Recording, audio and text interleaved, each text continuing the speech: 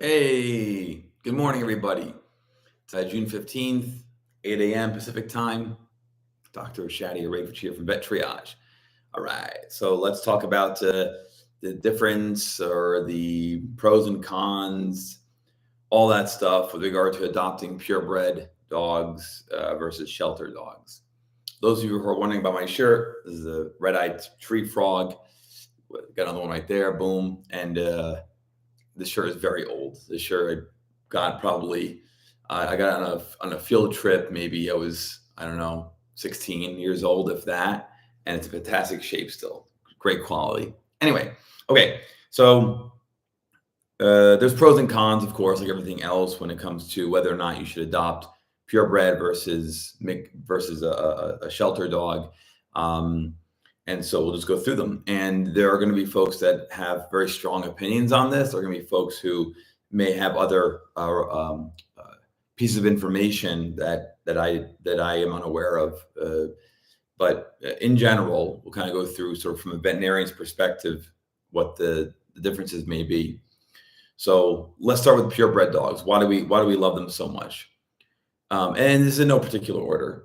So number one, when you know what breed you're getting, you can sort of predict what personality type you're getting, right? So if you want to live a active lifestyle with your dog, you want a dog that can run with you or go hiking with you or hunt or whatever. Well, you need a certain breed for that. Not all breeds are going to satisfy that. If you want a dog that's more sedentary, more lazy, more whatever, if you want a dog that's more attached to you, more needy, versus a dog that's a bit more independent, you want a dog of a certain size, how much shedding do you want? So these factors are super important because if you're going to adopt a dog, you want to make sure that that dog can provide for you the companionship that you want. Plus, um, you have to be able to meet that dog's needs. So, getting a purebred dog, for the most part, allows you to predict with pretty good accuracy what their personality type is going to be like, what their activity level will be like, what do they need, how big are they going to get, all that stuff. So that's one reason for purebred. Second reason for purebred, for some people, it's a status thing. Purebred dogs are usually in society better accepted in terms of like cosmetics. People love guessing what breed that is or whatever. So there's a status to it as well. Third, usually if you're going to get a purebred dog, you're getting a purebred dog as a puppy. So that gives you the opportunity to train that dog however you want to train them for whatever purpose, and with no prior emotional baggage, so to speak, for in that dog. So you can get the dog as a puppy and train the pup, and hopefully it'll go the way you want. And so that's another reason why people want purebred dogs. And I'm sure other reasons come up. I'll bring them. I'll bring them to your attention. The downfall to purebred dogs: they are expensive. They are expensive. They are more prone to diseases that are genetic or congenital in nature. We all know this, and it's part of the give and take of having purebred bloodlines is that it propagates the chances of having medical conditions, or it propagates recessive genes, making diseases that are supposed to be recessive, rare or uncommon, and brings them to the forefront of being more common. So they are more prone to conditions, issues, etc., like that. There are these days I'm hearing more and more about breeder stipulations. Pet owners who adopt a purebred dog from a breeder sometimes have to sign a contract with that breeder saying things like, you're not going to neuter or spay this dog, or if you are, it can only be after a certain time in their life, or you must breed this dog, you must feed the dog this, you must avoid these medications or whatever. And it's gone out of hand. It's been out of hand for a while.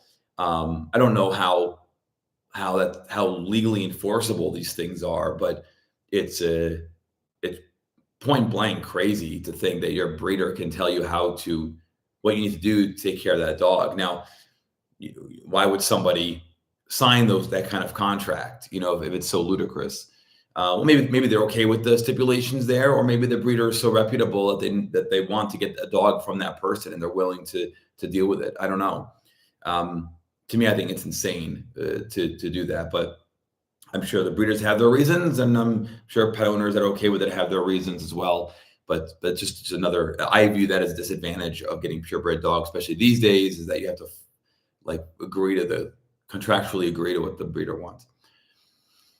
So those are some pros and cons about purebred dogs. Now, shelter dogs. So when I say shelter dogs, it's not to imply that a shelter dog can't be purebred. Of course they can. Any dog that's adopted, that's relinquished and up for adoption is fair game. Most of us think of rescue dogs as being mixed breed, but it's not always the case. So regardless, that will be a factor in this discussion, but just keep that in mind. Just keep that in mind. So benefits to getting a shelter animal. Obviously, of course, you're going to be preventing, hopefully, their death by euthanasia, giving them a home that they otherwise wouldn't have had. Another benefit is it tends to lessen the chances of congenital or genetic diseases, because they do have much more. They have mixed blood lines, and so that mixing allows for larger variations and combinations of the genetic material, and that randomness prevents diseases from being passed on. That's one of the many reasons why that exists in nature, is to prevent diseases. Third, some of these dogs can come. A lot of them are going to be probably middle age to older age. So adults. There are puppies, of course, that are up for adoption, but so some of these dogs can come to you already trained. They've already lived in a home before, and they know how to pee and poop outside. They know how to walk on a leash with you. They know not to ruin furniture or whatever. And so, and then another benefit is they're going to be inexpensive or free compared to purebred dogs, so much more affordable. Downfall to rescue dogs is it can be a mixed bag as far as what you're getting behaviorally speaking. Some of these dogs do come from troubled pasts. They've been abused, and some dogs you can't even tell. Other dogs are permanently phased by it, and everything in between. So you don't know how that dog is necessarily going to act with children, with other pets, how they're going to act with your furniture, or when you leave the house, or when you have them on a leash outside and there are other people and dogs there, etc. You don't really know what kind of trauma you're bringing home, and it could take some time to figure that out too. And by then you're attached to the dog, and so it can cause issues there. Another downfall is you can't be as selective with what breed or what personality or what size you want. It's whatever's there is there, and so there's that part of it as well. And then finally, some of them do have medical histories. They'll come to you with prior medical issues that maybe were the reason why they were relinquished. This pet owner found out the dog now has diabetes or it's got cancer or arthritis or whatever, and they decided to abandon their responsibilities as a pet owner and put the pet up for adoption. So it's possible that you could be adopting a pet that at the moment was deemed healthy and looked good and whatever else, but the history is kind of unknown or sketchy, or the shelter's hiding it from you, whatever it is. But now you have a dog that's got medical issues that were actually, that it could be suspected to have been known beforehand. So that's unfortunate as well. And then, of course, if you're going to adopt a dog that's like middle age or older, they're going to be more their lifespan is going to be shorter, right? So, if you're going to adopt a 16-year-old Labrador Retriever, that dog doesn't have much time left. And, that's okay for some people. Other people, they don't want that. They want to grow with this dog and have companionship for years and years and years. So there's that as well. So that's how I see the pros and cons. And like I said, some of these things will probably upset some folks. Some I'm sure I've missed stuff. But in general, that's how we think of it. So, if you're asking me for my preference, we have enough dogs in this world already that need homes. That's just a simple fact of the matter. And we euthanize millions of dogs a year because they don't have homes, don't have space in the shelters, poor funding, whatever. And so, to purposely continue breeding dogs in a population that's already saturated is kind of silly. Dare I say it, immoral and unethical. So, I hope that one day that, we can get laws in place that can control this. Obviously, you're never going to be able to stop every person from, breeding, in their basement or whatever, behind the scenes, underground, the black market or something. But it'd be great if we had more strict rules about the frequency, the rate at which we are breeding more dogs. It's a shame because there's so many dogs out there that need homes that are being euthanized, and euthanasia, of course, is a big deal. So even though it's normalized now and widely accepted in that environment. So I do think that adopting a dog, as long as you understand the pros and cons, is the preferred way to go.